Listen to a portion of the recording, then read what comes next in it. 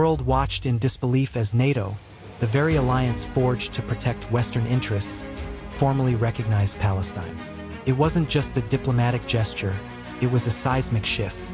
For decades, the United States stood as the unwavering pillar behind Israel, shielding it from international scrutiny, vetoing resolutions, and funneling billions in aid. But now, as European capitals lit up with Palestinian flags and leaders from Paris to Ottawa issued joint statements condemning Netanyahu's Gaza offensive, the isolation of America became painfully visible. The remaining Americans defending Israel, politicians, pundits, and lobbyists, sounded increasingly desperate, their voices echoing in a chamber that had lost its global resonance. In Washington, the rhetoric hardened. President Trump reaffirmed his commitment to Israel, calling NATO's move a betrayal of democratic values. But behind closed doors, even seasoned diplomats admitted the tide had turned. The UK, France, and Canada demanded an end to the blockade and threatened concrete actions if humanitarian aid continued to be restricted. Netanyahu, once hailed as a master strategist, now faced a crumbling coalition at home and dwindling support abroad. His fiery response, accusing NATO of appeasing Hamas, only deepened the rift. Meanwhile, on Capitol Hill, the divide widened. Progressive lawmakers called for a reassessment of U.S. foreign policy, while traditional allies clung to the old narrative of Israel as the lone democracy in a hostile region. But the images from Gaza, bombed schools, starving children, mass graves, were impossible to ignore. The moral high ground was slipping, and America's defense of Israel began to look less like loyalty and more like stubbornness. In Tel Aviv, the mood was tense. The streets, once bustling with tourists and tech entrepreneurs, now echoed with protests and sirens.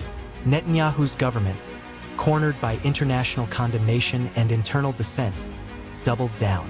His cabinet labeled NATO's recognition of Palestine as a historic mistake, accusing the alliance of emboldening terrorism. But the words rang hollow. Even longtime allies like Germany and Italy, who had previously tread carefully around Israeli policy, now demanded accountability. The shift wasn't just political, it was generational.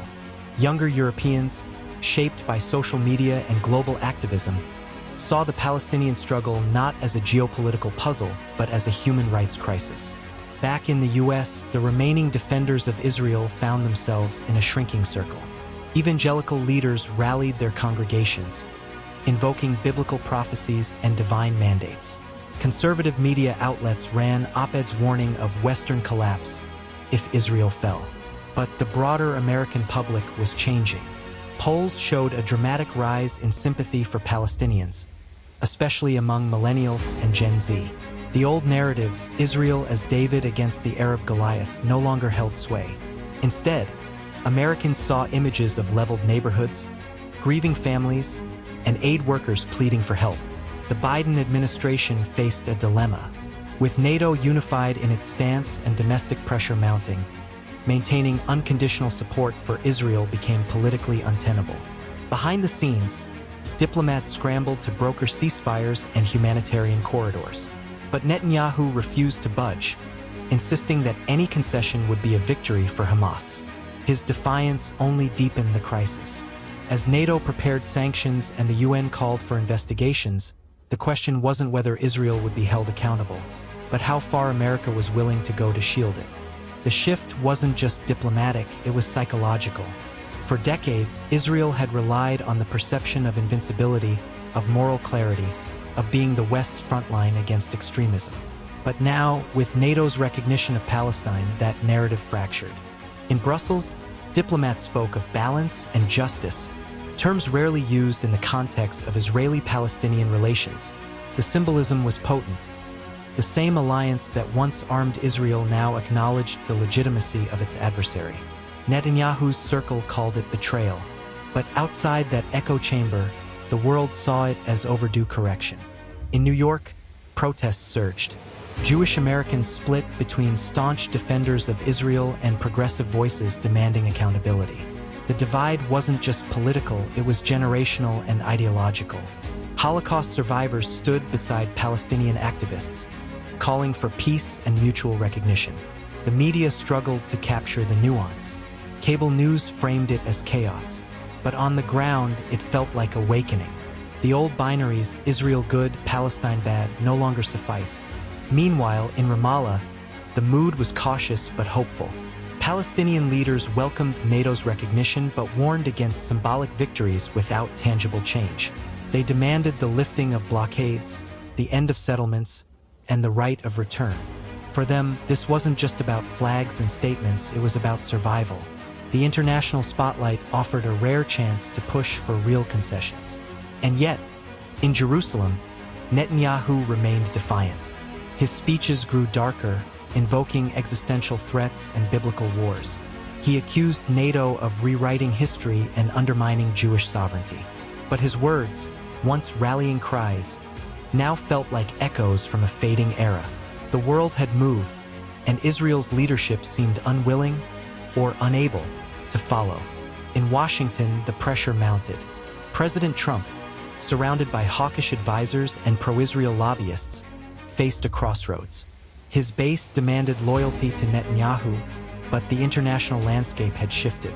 NATO's recognition of Palestine wasn't just symbolic. It came with consequences. Trade deals were paused, joint military exercises suspended, and diplomatic channels rerouted. The U.S. found itself increasingly isolated, defending a government accused of war crimes, while its closest allies called for accountability. Inside the Pentagon, generals voiced concern. Israel's aggressive stance risked destabilizing the region further, drawing in Iran, Hezbollah, and other actors. Intelligence reports warned of escalating violence, not just in Gaza but across the West Bank and even within Israel's borders. The American defense establishment, long aligned with Israeli strategy, began to question the cost of unconditional support. Was defending Netanyahu worth alienating NATO? Worth risking broader conflict? On the streets of Chicago, Atlanta, and Los Angeles, protests erupted. Americans, Jewish, Muslim, Christian, secular, marched together demanding a shift in policy. They carried signs that read "Justice for all" and "End the occupation." The movement wasn't fringe anymore. It was mainstream, diverse, and relentless. Social media amplified every voice, every image, every plea. The narrative was no longer controlled by press briefings. It was shaped by real-time footage and grassroots activism. And yet, Netanyahu remained unmoved.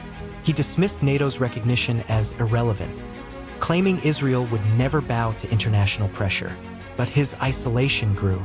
Even within Israel, opposition parties called for new elections, accusing him of jeopardizing national security for personal legacy. The world was changing, and the cost of standing still was rising. In the final days of the diplomatic fallout, the remaining Americans defending Israel found themselves not just outnumbered, but outmaneuvered. The narrative had shifted globally, and even within the United States, cracks in the foundation of blind support began to show. Congressional hearings opened to investigate arms shipments and intelligence sharing. Former ambassadors testified about years of ignored warnings, about the cost of enabling a government that refused compromise. The room was tense, not with outrage, but with reckoning. Netanyahu, watching from Jerusalem, issued one last statement. He called the world hypocritical, accused NATO of rewriting history, and vowed that Israel would stand alone if necessary.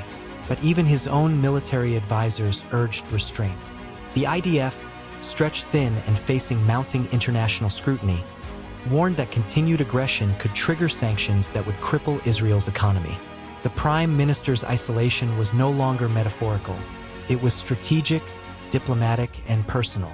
In Palestine, the recognition sparked cautious optimism.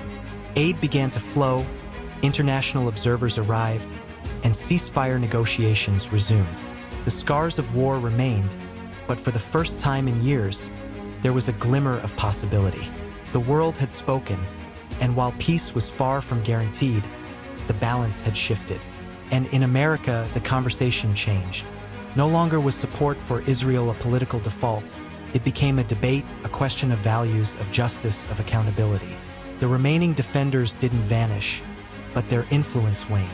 The era of unconditional backing had ended, replaced by a new chapter, one shaped by facts, by humanity, and by the undeniable truth that silence, in the face of suffering, is no longer an option.